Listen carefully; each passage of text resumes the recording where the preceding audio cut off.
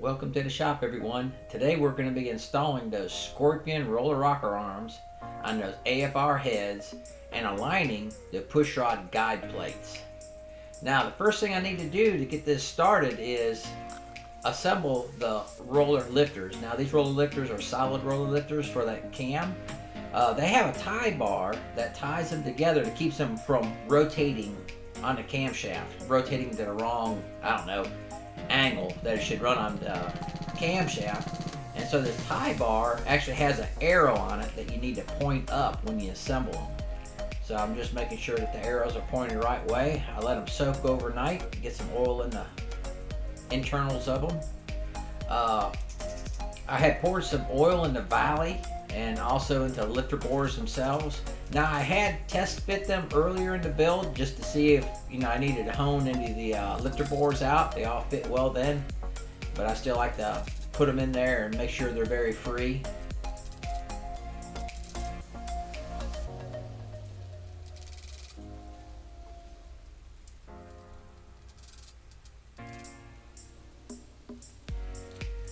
Alright, so the next thing we need to do is I need to get those pushrod guide plates installed. Now, AFR came with these adjustable guide plates for the push rods.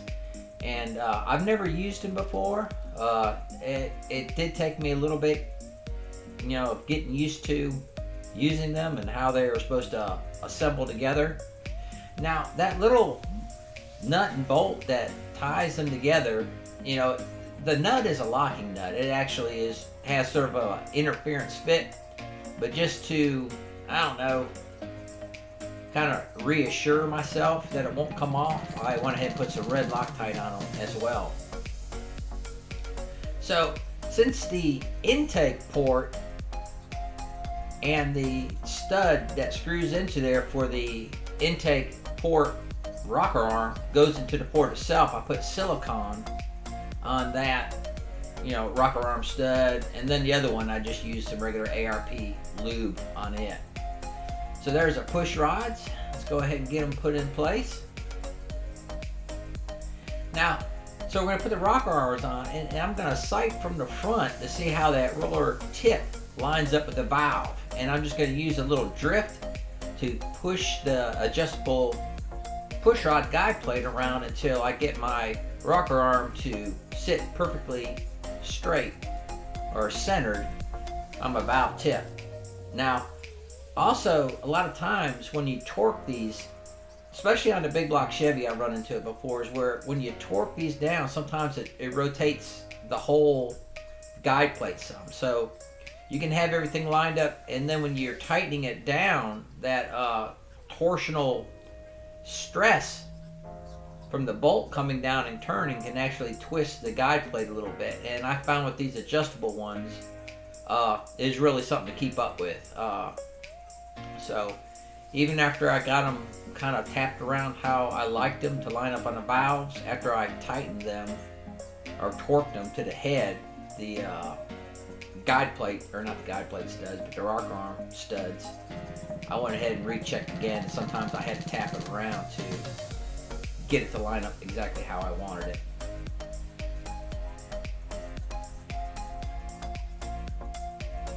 Alright, so let's get that one torqued down. Got the intake torqued. Let's set the rocker arms on there, see how they line up.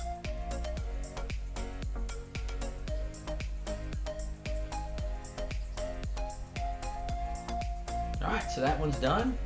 I'm going to go ahead and snug it down one more time, because that little nut and bolt there, really bothers me as far as thinking it's going to come off and go through the engine somewhere at some point. So one last check. Everything's looking good. Alright, move on to the next one. Now another thing with these adjustable pushrod guide plates is for whatever reason I'd get them kind of mixed up. I'd put the wrong one on top or have it flipped around backwards. And I did this more than once, but it just took me a little bit getting used to how they go together.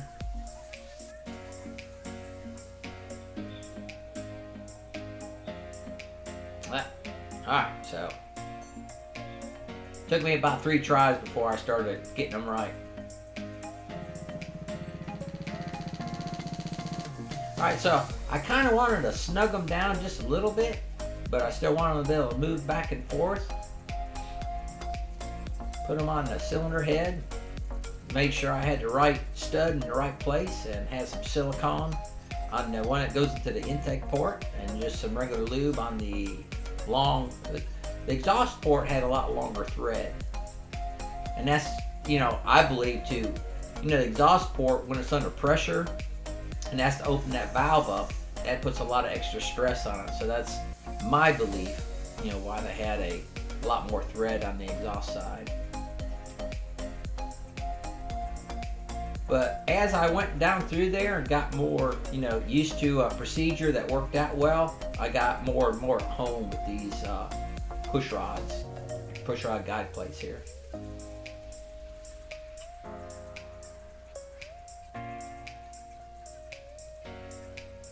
Alright, so this is how I want it to line up. See how that lines up on that tip really nice? Not off to one side. That's what we want. Alright, and every time I go in there, I adjust it to where the cylinder is about to fire, just like you're setting a lash. Alright, move push rods over one, and get started on that cylinder. I'd snug them down just a little bit. Get the rocker arm there and get the first initial alignment. Torque it down. Now, like you say, sometimes when you torque it, it twists the whole thing. You might have to readjust it again.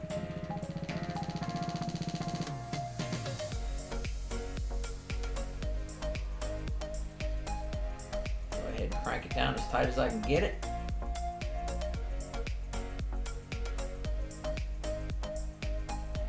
Now that I've torqued everything, I'm going to check it one more time, make sure everything stayed aligned, and give it the last snug. Alright, so went through the whole engine, repeated the same thing, and like I say, after doing several of them, I got down to a, you know, pretty good system that worked pretty well. So at this point, I'm ready to install the push rods. Now, the push rods, I went ahead and squirted fluid through each one of them and blew them out. Did a line of sight through the tube, make sure there's nothing blocking in there and they were clean. And I just used assembly lube on the tips.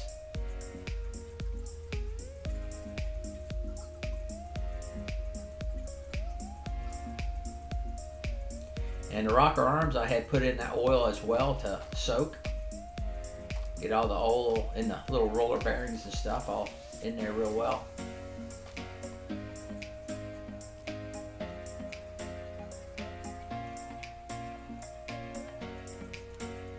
I just go through and set them on the rocker studs. And I do like the color blue. And those rocker arms, to me, yeah, that's a pretty color to me. I like that color blue.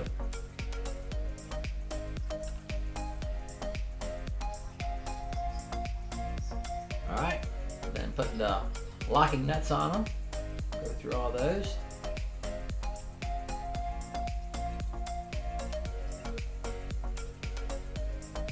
So the next thing was to set the lash. So I turned every cylinder over till it was on top dead center of the firing stroke. And then I had one for the exhaust side and one for the intake side. Now, AFR has in their instructions, since these are aluminum heads and they grow some, that you need to take about 5 to 6 thousandths off of what the cam manufacturer's recommendation for the lash. Now, since this is a new motor, I'm not gonna, I want a good snug fit with my fiddler's gauge, but I do know after it runs in for 30 minutes, I'm gonna go back through everything and lash everything again, just to see how everything is and breaking in together. Alright, so I went through the whole engine. We set the lash on every single valve. So that part of the engine build is now done. The next part of the engine build will be setting that intake manifold on there and seeing how it sits on the engine and doing some scribing and port matching on it. We hope you liked the video. If you guys did, please hit that like, subscribe if you'd like to, share, ring the bell, do all those things. And as always, thanks so much for watching, and we hope to see y'all on the next video.